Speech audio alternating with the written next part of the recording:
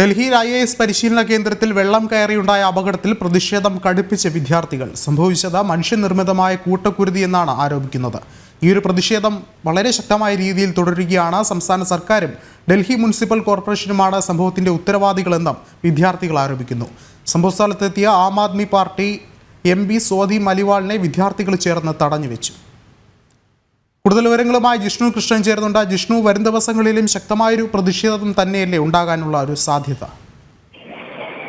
വിഷ്ണു, ഡൽഹിയിൽ civil service പരിശീലന കേന്ദ്രത്തിൽ വെള്ളം കയറുകയും അതിൽ അപകടമുണ്ടാവുകയും ചെയ്തിട്ടുള്ള വിഷയത്തിൽ പ്രതിഷേധം ശക്തമാണ്. കാരണം ഈ സിവിൽ സർവീസ് അക്കാദമി നടത്തിപ്പുമായി ബന്ധപ്പെട്ട് ഉണ്ടായിട്ടുള്ള അപാകതകളാണ് ഈ ഒരു അപകടത്തിന് വഴിവെച്ചത് എന്നാണ് വിദ്യാർത്ഥികൾ ആരോപിക്കുന്നത്.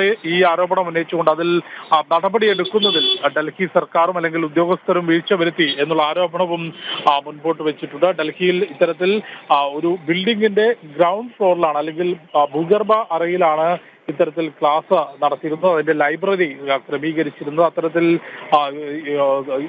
പരിശീലന ക്ലാസ് നടത്താൻ അനുമതിയില്ലാത്ത സ്ഥലത്ത്, സാധനങ്ങൾ സൂക്ഷിക്കുന്നതിന് മാത്രം അനുമതി നൽകിയിരുന്ന സ്ഥലത്താണ് വിദ്യാർത്ഥികൾക്ക് ലൈബ്രറിയുടെ സംവിധാനം ഒരുക്കുകയും അവർക്ക് പഠിക്കാനുള്ള സൗകര്യം ഒരുക്കുകയും ചെയ്തിരുന്നത്. ആ വീഴ്ചയാണ് ഇത്ര വലിയൊരു അപകടത്തിലേക്ക് എത്തുകയും 3 വിദ്യാർത്ഥികളുടെ ജീവൻ നഷ്ടമാകുന്ന ഒരു സാഹചര്യത്തിലേക്ക് എത്തുകയും ചെയ്തിട്ടുള്ളത്. മലയാളി വിദ്യാർത്ഥി നെവിൻ ഡാൽവിന്റെ ഉൾപ്പെടെ ജീവനാണ് ഈ ഒരു അപകടത്തിൽ നഷ്ടമായിട്ടുള്ളത്. തുടർന്ന് വിവിധ ഭാഗങ്ങളിൽ വിദ്യാർത്ഥികളുടെ പ്രതിഷേധം ഉണ്ടായിട്ടുണ്ട്. ഉച്ചയോടുകൂടിയാണ് ഈ കോച്ചിംഗ് സെന്റർ ഉടമയെ പോലീസ് അറസ്റ്റ് ചെയ്തിട്ടുള്ളത്. സെന്ററിന്റെ ഉടമയായിട്ടുള്ള അഭിഷേക് ഗുപ്ത, ഒപ്പം കോർഡിനേറ്റർ ദേശ്പാൽ സിംഗ് എന്നിവരെ ഇതിനോടകം ഡൽഹി പോലീസ് അറസ്റ്റ് ചെയ്തിട്ടുണ്ട്. വിഷ്ണു, ജിഷ്ണു കൃഷ്ണനാണ് വിശദമായ റിപ്പോർട്ടുകൾ പങ്കുവച്ചത്.